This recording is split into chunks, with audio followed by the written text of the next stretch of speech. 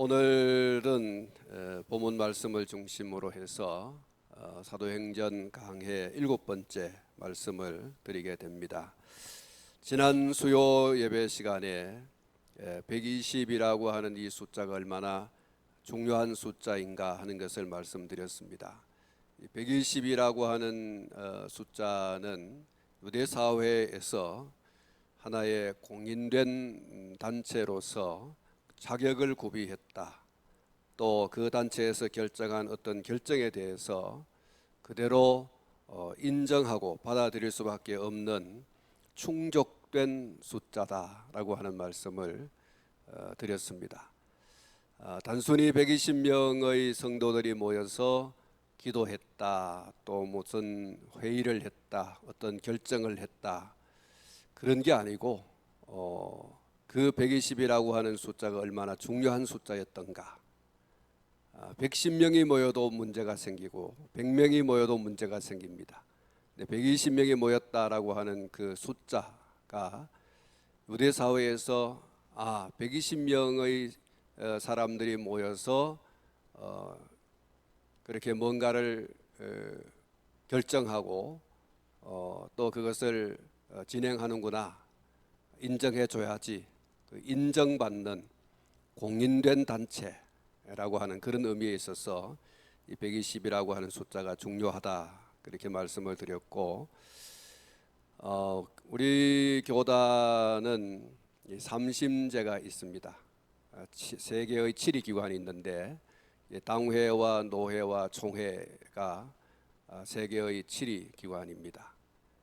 이 세 개의 치리 기관에 아주 중요한 두 가지가 있는데, 회의가 성수가 되려고 하면 충족된 숫자가 필요합니다. 그 숫자를 가리켜서 의사정족수라고 합니다. 의사를 진행하고 의사를 결정하고 할 수 있는 그 처음의 숫자, 회의에 모인 숫자, 그 숫자를 의사 결정, 의사 정족수 그렇게 얘기하고, 두 번째는 의제를 결의하는 정족수가 채워져야 되는데 그것을 의결정족수라고 합니다. 이 의사 정족수와 의결 정족수, 이거는 회의를 시작하고 회의 안에서 결정되는 그 의제가 정당하다라고 하는 것을 인정받기 위해서는 그 숫자가 반드시 채워져야 되죠. 그 숫자가 채워지지 않으면 아무리 회의를 하고 아무리 결정을 해도 그건 인정받지 못하는 그런 결과가 나오게 됩니다. 특별히 재판을 하는 데 있어서 이 의사정족수, 의결정족수는 굉장히 중요한 그런 숫자입니다. 그 숫자에 하나만 모자란다 하더라도 회의 자체가 무산되고 또 결정 자체가 무산되어지는 그런 결과가 오는 거죠. 그래서 늘 얼마나 출석했느냐, 그 출석을 하고 난 다음에 어떤 의제를 결정하는 데 있어서 몇 사람이 결정을 했느냐, 이런 이제 굉장히 중요하죠. 이 두 가지가 합법이냐 혹은 불법이냐라고 하는 것을 가르는 아주 중요한 그런 수가 되어집니다. 그래서 이 120이라고 하는 숫자 역시 그렇습니다. 이게 합법적인 수냐, 합법적이지 않는 수냐, 거기에서 결정된 것이 합법적이냐 불법적이냐라고 하는 그런 중요한 의미가 있는 것입니다. 그래서 이것 때문에 본인이 회의에 참석하지 못할 때에는 위임장이라고 하는 걸 써두지요. 그 위임장은 어떤 회의 성수가 되는 데 있어서 아주 중요한 역할을 합니다. 법적으로 효력이 있는 것이죠. 또 결정하는 데 있어서도 마찬가지입니다. 회의가 성수되는 데 있어서, 회의를 결정하는 데 있어서 이 위임장은 나는 직접 참석하지 않지만 나의 모든 권리를 의장에게 혹은 어떤 모인 사람 가운데 한 사람에게 모든 것을 위임한다. 그 사람이 가표를 던지든 부표를 던지든 나는 그 사람에게 모든 것을 위임합니다. 그런 의미에 있어서 이 위임장이 굉장히 중요하죠. 여러분들 그 은행이나 또 뭐 우리는 이 농협도 있고 우체국도 있는데 어떤 그 통장을 가져가서 아무 통장이나 가져가서 이렇게 물건을 돈을 찾고 그렇게 못하지 않습니까? 반드시 본인의 주민등록증 또 도장 이런 것들이 필요한데 만약에 도장과 주민등록증을 가지고 본인이 못 가면 그것을 다른 사람에게 위임해서 그 사람이 가서 대신에 찾을 수 있도록 그렇게 하죠. 그 위임장이 써져 있지 않으면 할 수 없죠. 옛날에는 뭐 인감증명도 가져갔었죠. 이렇게 해서 그 사람을 대리해서 왔구나라고 하는 것을 확인해야지만 되는 것이죠. 본인이 이런 점에서 오늘 이 본문에 나오는 120이라고 하는 이 숫자, 그래서 중요하다는 말씀을 다시 드리고요. 그리고 지금 본문에 소개되고 있는 이 120명의 신도들이 왜 무엇 때문에 모였는가? 지난 시간에 말씀을 드린 것처럼 가룟 유다를 대신해서 사도의 직무를 감당할 사람을 선택하기 위해서 이 120명이라고 하는 사람들이 모였다. 그래서 그들이 모여서 의결하는 것이 합법적인 것이 되도록 하기 위해서는 이 아까 말씀을 드렸던 이 의사 정족수, 의결 정족수가 반드시 채워져야 했습니다. 그래야 그들이 가룟 유다를 대신해서 어떤 사람을 선택했을 때 그 유대 사회에서 혹은 기독교 공동체 안에서 불법 시비가 일어나지 않습니다. 그리고 선택한 사람이 이 사도에 대한 시비에 휘말리지 않게 됩니다. 그리고 사도로서의 직무를 감당하는 데 있어서 어려움이 없습니다. 오늘 이 본문 말씀 가운데 보면 가룟 유다 대신에 마띠아가 선택이 되지 않습니까? 마띠아가 그 120명의 사람들이 모여가지고 유다를 대신하는 사도로 선택이 되어지는데 그 선택된 것이 유대 사회에 나아가서 인정받게 되려면 그 120명이라고 하는 숫자가 반드시 채워졌어야 합니다. 그래서 중요한 거죠. 여러분 바울 사도가 사도권에 대한 시비가 참 많았지 않습니까? 정말 너 사도냐? 이런 많은 얘기들이 있었는데 그 시비의 그 중요한 관건이 숫자에 있습니다. 몇 명이 모여서 그렇게 결정했는가라고 하는 것. 그래서 이 교회를 시작하면서 복음 전파와 교회를 또 운영해 나가는 데 있어서 채워져야 할 이 사도의 숫자, 한 사람이 빠져져 있는 이 한 사람을 채워 넣기 위한 그것을 결정하기 위해서 그들이 함께 모였고 그 모인 사람이 120명이었다는 것. 그 120명이라는 숫자를 다시 한 번 더 여러분 기억했으면 좋겠고요. 가룟 유다가 무엇 때문에 사도의 수에서 빠졌던가? 오늘 이 본문 말씀의 그 내용을 쭉 이야기하고 있는데 17절 말씀을 보시면 이 사람은 본래 우리 수 가운데 참여하여 이 직무의 한 부분을 맡았던 자라 이렇게 말씀을 하고 있어요. 그런데 무슨 문제가 생겼는가 하니까 18절 말씀을 보시면 이런 말씀이 있습니다. 이 사람이 불의의 삭스로 밭을 사고 후에 몸이 곤두박질하여 배가 터져 창자가 다 흘러나온지라 이렇게 말씀을 하고 있습니다. 그리고 마태복음 27장 3절부터 5절 말씀에는 좀 더 자세하게 기록을 하고 있는데 이렇게 기록을 하고 있습니다. 그때에 예수를 판 유다가 그의 정죄됨을 보고 스스로 뉘우쳐 그 은 30을 대제사장들과 장로들에게 도로 갖다 주며 이르되 내가 무죄한 피를 팔고 죄를 범하였도다 하니 그들이 이르되 그것이 우리에게 무슨 상관이냐 내가 당하라 하거늘 유다가 은을 성소에 던져 넣고 물러가서 스스로 목매어 죽으니라. 이렇게 기록을 하고 있습니다. 가룟 유다는 예수님으로부터 직접 제자로 부름을 받았습니다. 다른 제자들처럼 동일하게 훈련을 받았죠. 그는 요한복음 12장 6절이나 또 13장 29절 말씀에 보면 예수님의 대단한 신임을 얻은 사람이었습니다. 12 제자가 있었는 가운데 가룟 유다가 예수님의 신임을 아주 많이 받은 사람 중에 한 사람이었다고 볼 수 있는데, 그것이 요한복음 12장 6절 말씀에 보면 이렇게 말하면 가난한 자들을 생각함이 아니요 그는 도둑이라 돈꾀를 맞고 거기 넣는 것을 훔쳐감이러라. 요 말씀 가운데 중요한 말씀이 하나 있는데 돈꾀를 맡았다는 거예요. 그리고 요한복음 13장 29절 말씀 보면 어떤 이들은 유다가 돈꾀를 맡았으므로 명절에 우리가 쓸 물건을 사라 하는지 혹은 가난한 자들에게 무엇을 주라 하시는 줄로 생각하더라. 이 말씀 가운데도 보면 유다가 돈꾀를 맡았으므로 라는 말씀이 있습니다.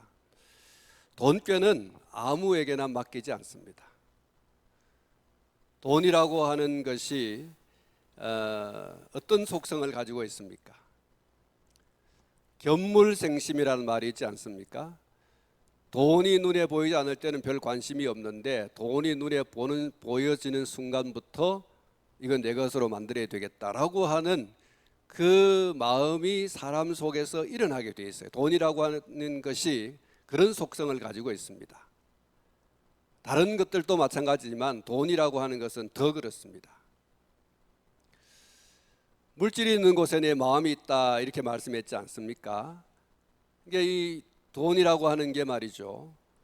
사람의 그 관심을 끌 뿐만 아니라 사람의 속에 가라앉아 있던 욕심을 끌어올리는 그런 어떤 힘이 있어요.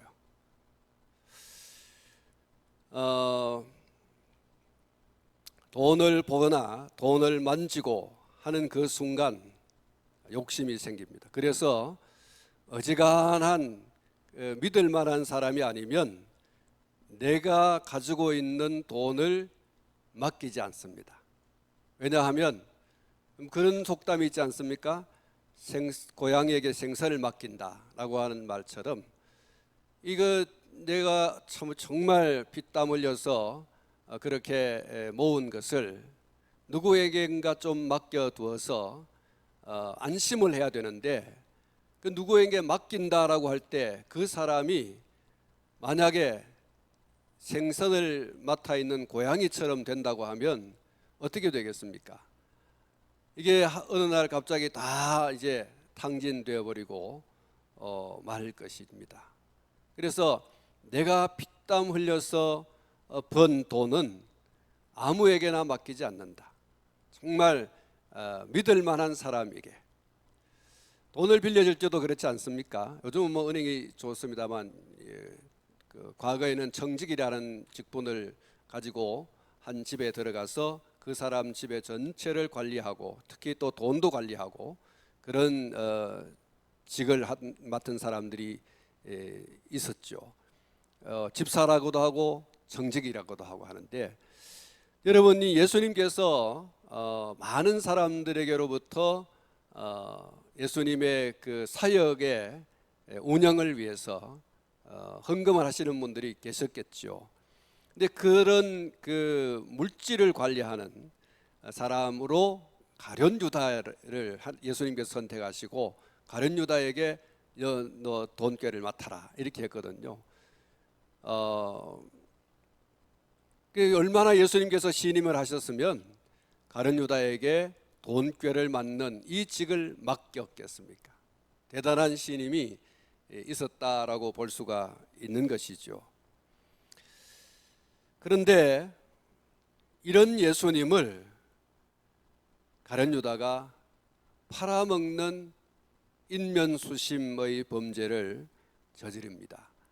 제자로 삼아주실 뿐만 아니라 돈꾀를 맡길 정도로 신임하셨는데 그 예수님을 이 가룟 유다는 팔아먹습니다. 얼마에 팔아먹습니까? 은 30에 팔아먹지요. 가룟 유다가 예수님을 판 돈으로 밭을 샀습니다. 은 30을 주고 밭을 샀고, 그리고 어느 날 목을 메고 죽었습니다. 그날 그는 창자가 배 밖으로 나와 비참한 죽음을 맞이했다, 이렇게 말씀하고 있습니다. 여러분, 가룟 유다의 죽음을 보면서 드는 생각이 그겁니다. 한 인생이 이렇게도 죽는구나. 한 인생이 이렇게 비참하게도 죽을 수가 있구나. 이런 생각을 한번 해보게 되어집니다. 사랑하는 성도 여러분, 누군가가 여러분을 믿어주고 하거든 그 믿음을 저버리는 모습으로 살아가지 않기를 바랍니다. 소위 이것을 배신한다 혹은 배반한다 그러지 않습니까? 그가 나를 믿어서 뭔가를 맡겨주고 또 뭔가를 이렇게 인정해주고 이렇게 할 때 그런 인정과 무엇을 맡겨주는 것들에 대한 그 신임에 대해서 배신하고 배반하지 말라. 끝까지 믿을 수 있는 사람으로, 인정받는 사람으로 그렇게 남겨지도록 해야 할 줄 압니다. 가룟 유다가 정말 예수님께서 제자로 불러주시고 또 신임해주고 그렇게 했는데 결과를 보면 배신한 사람, 배반한 사람으로 그렇게 확실하게 낙인이 찍히고 말았죠. 이 가룟 유다를 대신할 사람을 선택하게 되는데 그 선택의 기준이 오늘 이 본문에 나옵니다. 21절부터 22절 말씀 가운데 보면 이러함으로 요한의 세례로부터 우리 가운데서 올려져 가신 날까지 주 예수께서 우리 가운데 출입하실 때에 항상 우리와 함께 다니던 사람 중에 하나를 세워 우리와 더불어 예수께서 부활하심을 증언할 사람이 되게 하여야 하리라, 이렇게 말씀을 하고 있습니다. 여기 가룟 유다를 대신할 사람을 선택하는 목적이 있습니다. 그것은 예수님의 증인이 되기 위함이다 라고 하는 것이고, 그 일을 위해서 선택할 사람의 기준을 항상 우리와 다니던 사람 중에서 이렇게 말씀을 하고, 특히 세례 요한 때로부터 예수님께서 승천하시기까지 항상 함께 했던 사람이라고 기준을 확실하게 규정을 하고 있습니다. 그러니까 다른 군더더기가 없습니다. 아주 명료하죠. 이방인이나 새로 입교한 사람이나 뭐 또 이렇게 들락날락하는 그런 사람이나 뭐 또 다른 어떤 인간적인 어떤 그 스펙, 이력, 뭐 경험, 경력 이런 거를 기준으로 삼지 않았어요. 얼마나 좋은 집안에서 뭐 태어났느냐, 또 그 가운데서 양육받고 자랐느냐, 얼마나 좋은 대학을 나왔느냐, 인생에 뭐 얼마나 많은 경력이 있느냐, 이런 거를 제시하지 않았어요. 가장 중요한 것이 충실하게 충분히 공유한 사람, 예수님에 대해서 충분히 그리고 충실하게 공유한 사람, 예수님에 대해서 잘 아는 사람, 그게 가장 중요한 기준이었다는 거죠.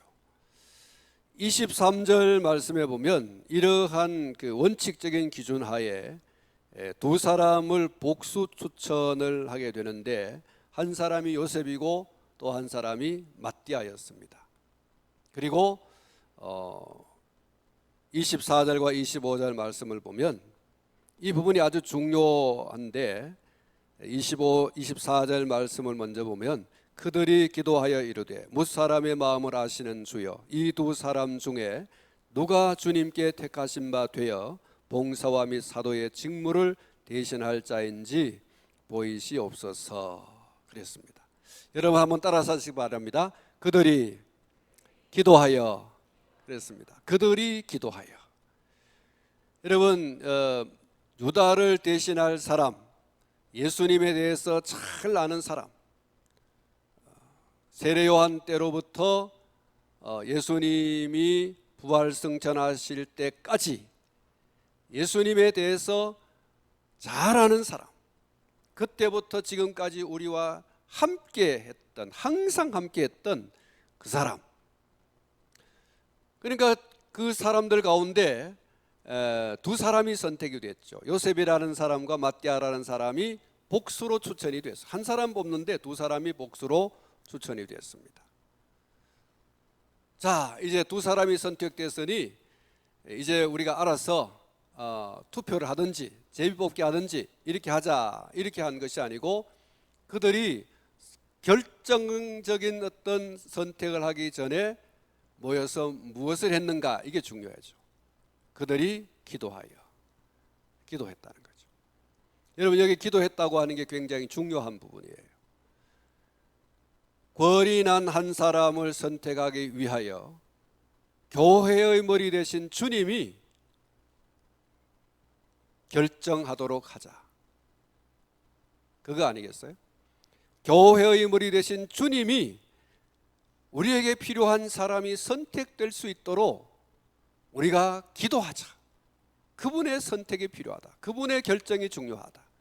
그분이 사인을 해주셔야 된다. 여러분 이게 바로 그들이 기도하여라고 하는 말 속에 숨어있는 의미이죠. 교회의 머리는 사람이 아니라 주님이시다. 할렐루야. 교회의 머리는 120명이 모인 그 사람들이 아니에요. 그 이상 10,000명이 모였다, 20만 명이 모였다, 1,000,000명이 모였다, 그게 중요한 게 아니에요. 1,000,000명이 모여도 교회의 머리는 주님이신 거죠. 그들이 기도하여. 주님께서 누가 봉사와 사도의 마음 직무를 대신할 자인지 보여주십시오, 이렇게 기도했어요. 주님이 우리에게 어떤 사람이 가룟 유다를 대신해서 사도의 직무를, 봉사의 직무를 감당할 사람인지, 다시 말하면 예수의 증인으로 가장 합당한 사람인지 우리 각자에게 보여주십시오, 이렇게 얘기해요. 우리가 다 알아서 하겠다, 우리가 항상 함께했던 사람들이니 우리가 잘 알고 있다, 그러니 우리에게 다 맡겨주십시오. 주님은 가만히 계시고 그냥 지켜만 봐주세요, 우리가 다 알아서 할게요, 이게 아니에요. 주님이 직접 우리에게 보여주십시오. 우리의 주인은 우리가 아니라 주님이십니다. 교회의 머리는 주님이십니다. 주님이 우리 각자에게 누가 가장 합당한 사람인지를 깨달을 수 있도록 우리 각인을 주장해 주십시오, 이렇게 기도했습니다. 그렇습니다. 교회가 직분자를 선택해서 세우는 일을 할 때 아무나 되는 대로 세워서는 안 됩니다. 또 세워놓으면 잘한다라고 하는 것도 되어서는 안 됩니다. 세상의 여러 가지 어떤 그런 경력 또는 이력, 이런 것들을 보고서 교회의 직분자를 세우면 그 교회는 교회가 더 이상 교회가 아닙니다. 그건 하나의 집단이죠. 하나의 사조직이죠. 공교회로서의 그런 모습을 잃어버린 사람들이 모여있는 하나의 사교 집단, 혹은 단체일 수밖에 없는 것이죠. 몇 사람이 모였던 그 모인 사람들이 우리의 주인은 주님이시다. 우리 교회의 주인은 주님이시다. 우리 교회의 머리는 주님이시다. 라고 하는 그 교회가 진정한 교회죠.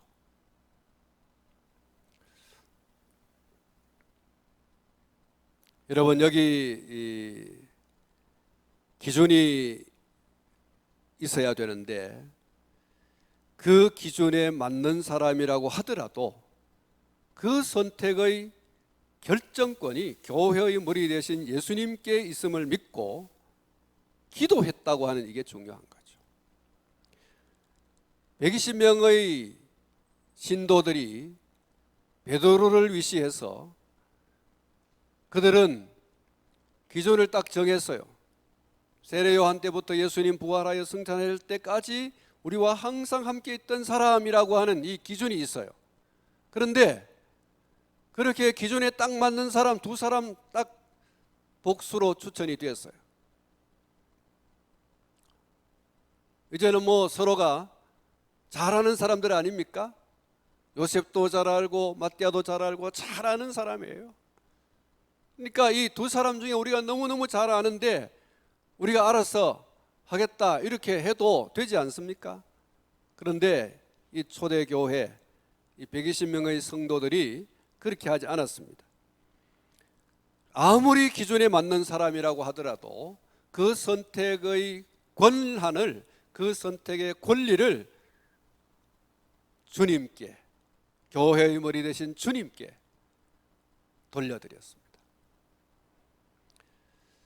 교회의 일꾼은 예수님의 증인이 되는 겁니다. 그러므로 무엇보다도 예수님에 대해서 잘 아는 사람이어야 하는 것이죠.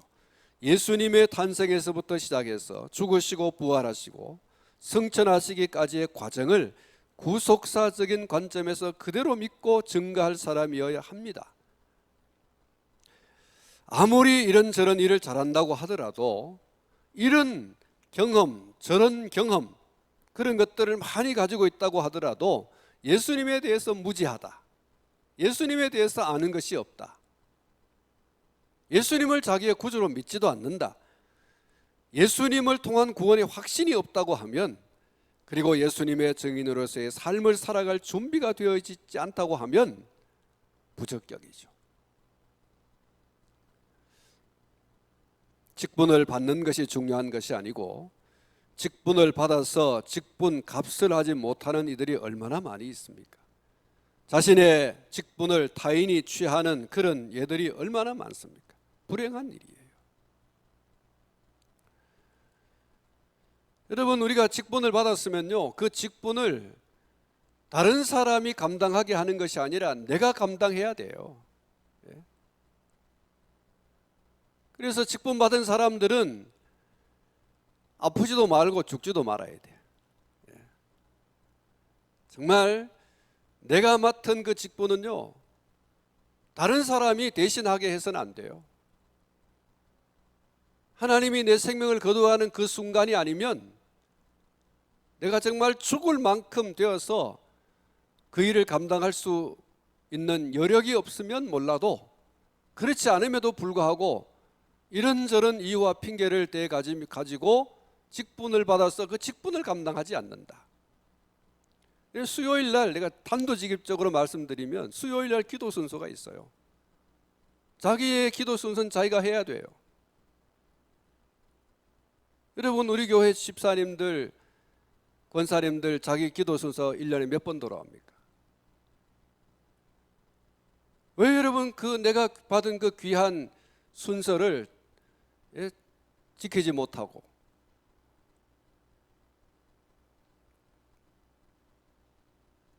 여러분, 직분을 받는 게 중요한 게 아니에요. 공동회 하면 서로 직분 받으려고 교회 출석 잘 안 하다가도 출석하고, 헌금 잘 안 하다가도 헌금하고, 교제를 잘 안 하다가도 교제를 하고, 그래가지고 직분을 받아요. 그런데 직분 받고 나서 달라지기 시작해요. 감당 안 해요.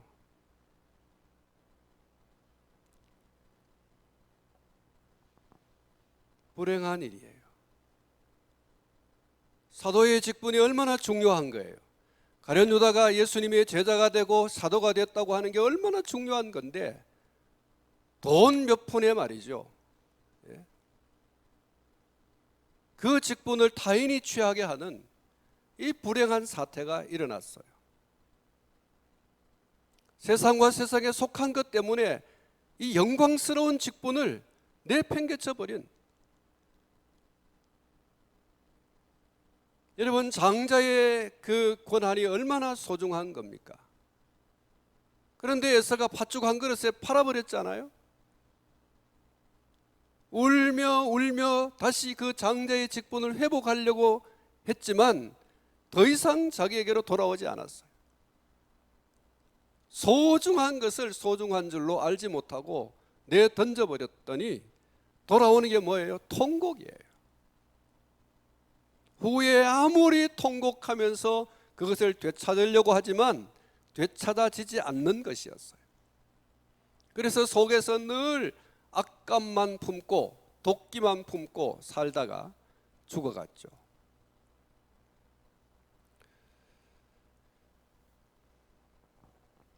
사랑하는 성도 여러분, 아무리 조건이 딱 맞다 하더라도 그 조건이 딱 맞는 것으로만 결정되는 게 아니에요. 교회의 추천을 받는 것도 중요하지만 그런 추천을 간합하셔야 할 주님이 결정하는 그 결정이 더 중요한 거예요.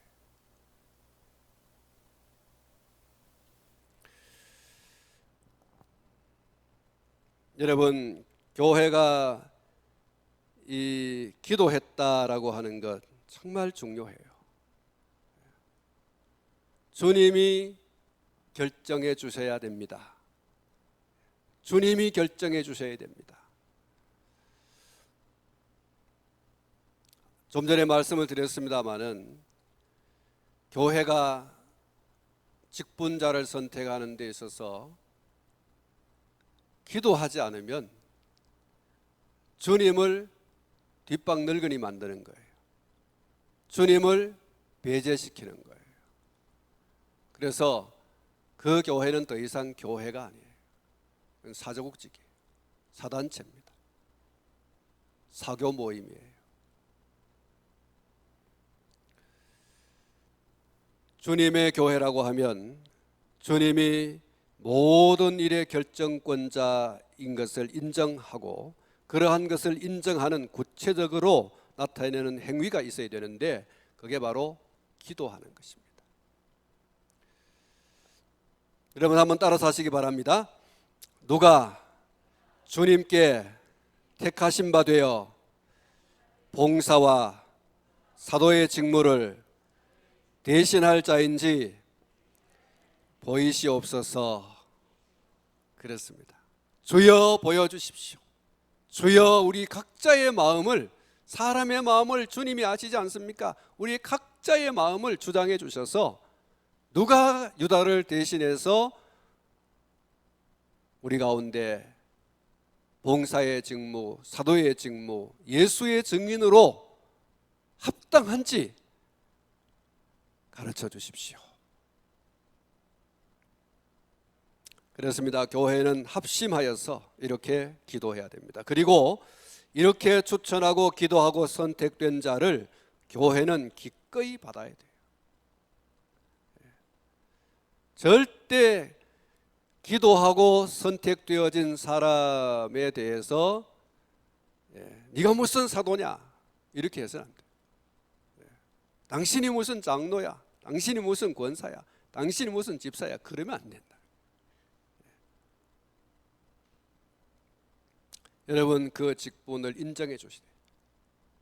존귀 여겨 주셔야 돼요.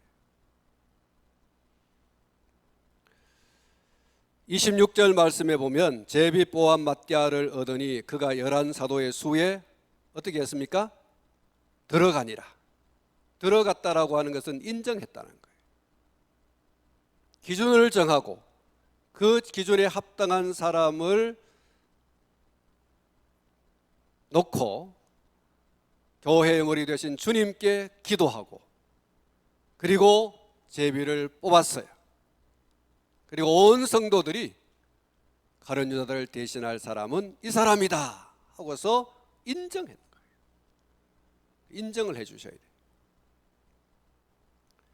여러분, 우리 한 사람 한 사람 다 직분을 가지고 있는데요, 다 직분을 인정하셔야 돼요.